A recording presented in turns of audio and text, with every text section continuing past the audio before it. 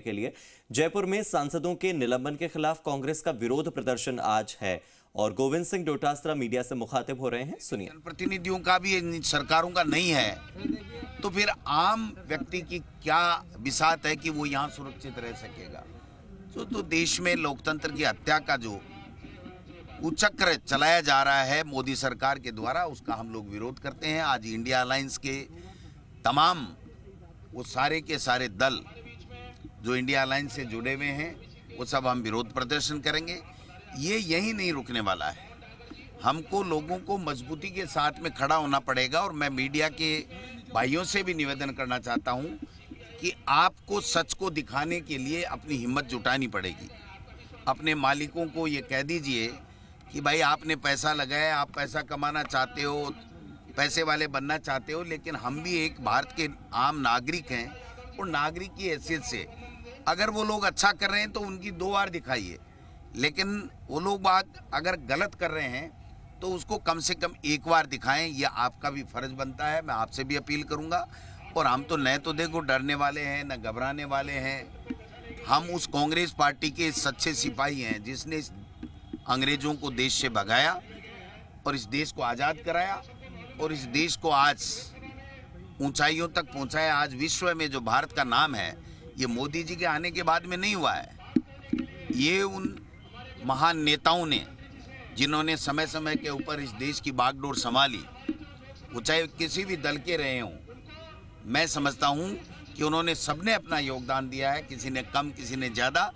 लेकिन ये जो आज वातावरण चल रहा है और आज जो घटनाएं घट रही हैं, पूरा विश्व है इसको देख रहा है कि ये हो क्या रहा है। हिंदुस्तान का लोकतंत्र तो दुनिया में सबसे मजबूत और अच्छा लोकतंत्र माना गया है। आज इसकी हत्या करने के लिए मोदी सरकार क्यों तुली हुई है, मैं समझता हूं कि ये हमारे सब के लिए, पूरे हिंदुस्तान के लिए बहुत ही एक तरीके से अपमानजनक स्थिति बन चुकी है कि देश में जो सत्ता में बैठे हुए लोग हैं वो अपनी संसद की सुरक्षा करने में नाकाम रहे और उसके बारे में कहाँ चूक हुई और आगे हम क्या ठोस कदम उठाएंगे इसकी बात करने के लिए भी तैयार नहीं।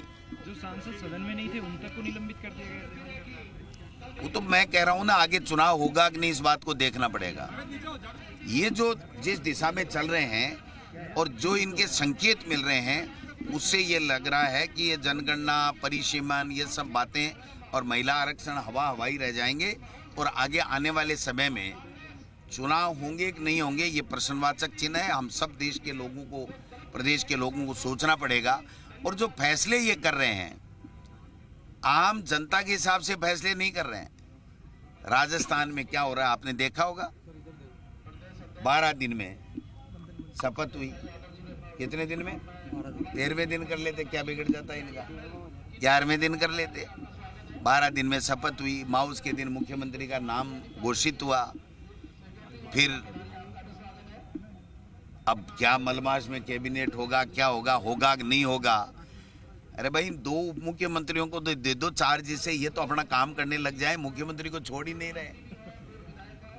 जहां भी जाएंगे मुख्यमंत्री जी, रेलवे स्टेशन जा रहे हैं तो वहां भी साथ जा रहे हैं, मंदिर जा रहे हैं वहां भी साथ जा रहे हैं, दिल्ली जा रहे हैं वहां भी साथ जा रहे हैं। और जाए भी क्यों नहीं, इनको कुछ दिया भी नहीं अभी तक। इनको नाम दे दिया उप मुख्यमंत्री का और दिया कुछ है नहीं। विभाग दे दो मेरे भाइयों। और इस सरकार, जब राजस्थान की जनता ने आपको सराखों पे बिठा करके राजस्थान में सरकार चलाने का 5 साल का समय दिया है, तो ये 20-25 दिन तो गुजर गए भैया आपके। अब तो धरातल के ऊपर काम करना चालू करो।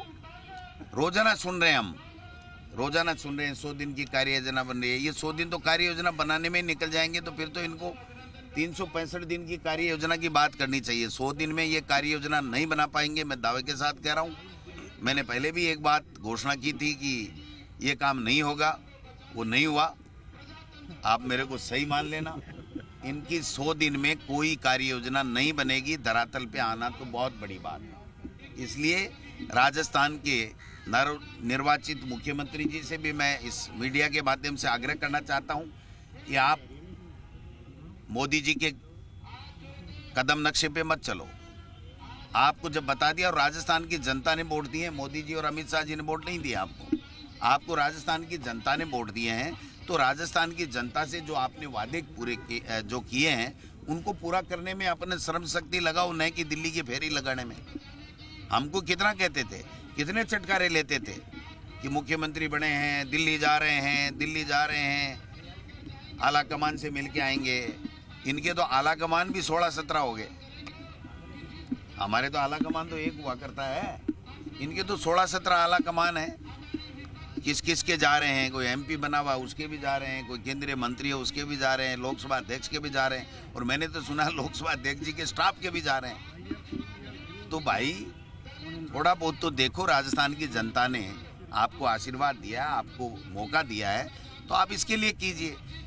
तो मैं तो उम्मीद करता हूँ, आशा करता हूँ और ईश्वर से प्रार्थना भी करता हूँ कि इनको सद्बुद्धि आए और ये मोदी जी के दिल्ली के चक्कर लगाने के बजाय राजस्थान की जनता के भले के लिए कोई काम करें, मंत्रिमंडल गठन करें, विभाग बनाएं, अधिकारियों के जो भी इनको जिनकी भी पोस्टिंग करनी है करें अस्थायी। हमने तो पहली बार सुना है कोई सीएमओ में भी कोई अस्थायी लगता है क्या? अस्थायी का मतलब है उसको जाके आना है, काम कुछ नहीं करना, क्योंकि जब तक उसको स्थायी पावर आप नहीं दोगे तब तक वो सही तरीके से काम नहीं करेगा।